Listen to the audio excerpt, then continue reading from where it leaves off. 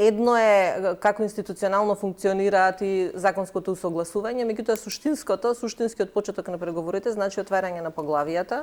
а за да се отворат поглавијата, како што велат заклучоците на Советот на ЕУ и сега, тоа е истото повторено од 2022-2023 година, дека во моментот кога ќе се завршат единствената задача пред отварање на поглавијата, тоа се уставните измени, во истиот момент без дополнителна политичка одлука, што е исклучително значајно, исклучително битно, што значи дека ставот е унисон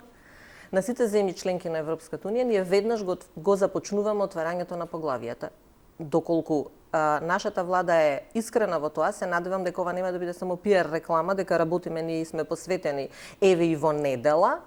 туку дека тоа значи пресврт и во нивните тврдења дека секогаш другиот е виновен. Знаете, ние се навикнавме низ годините да велиме дека ние сме тие што се исполнуваме